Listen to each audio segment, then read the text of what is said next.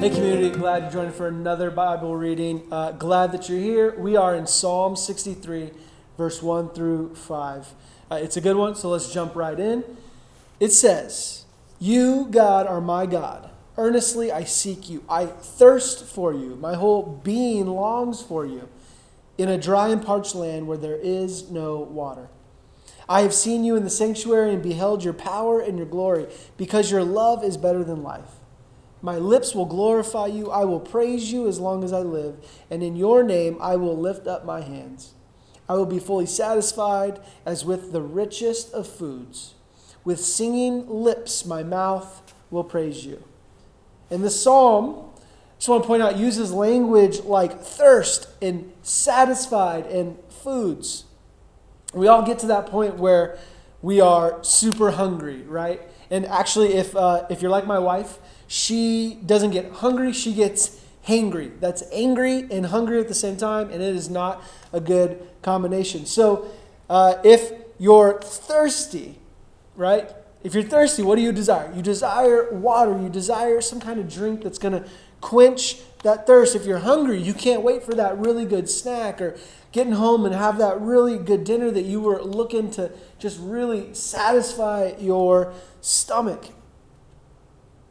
And so your body longs to be satisfied by quenching thirst or squelching hunger. But let me ask this question. Does your soul long to be satisfied by the Lord? Does your soul long to be satisfied by the things of God?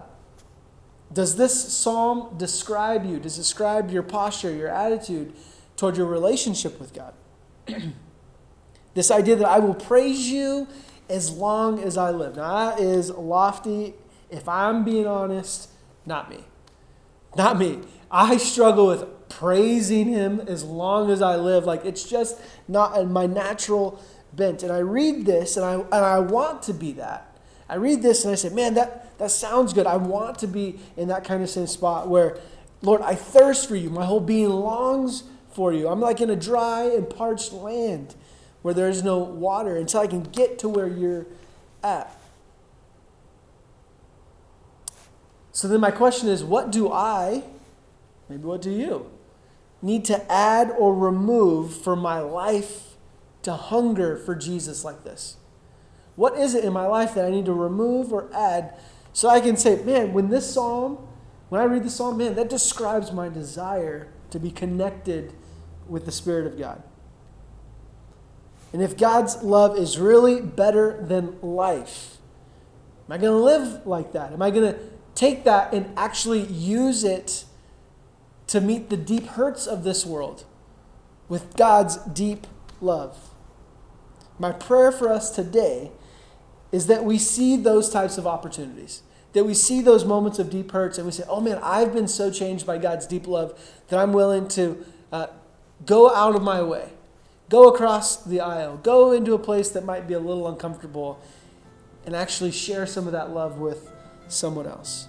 So let's be the church. Let's do what we're actually supposed to do, which is simply this. People who hunger and thirst to praise God, people who hunger and thirst to see lives changed by a relationship with Jesus. Let's do that today. I'm praying for you. I'm praying with you. Love you guys, and we'll see you soon.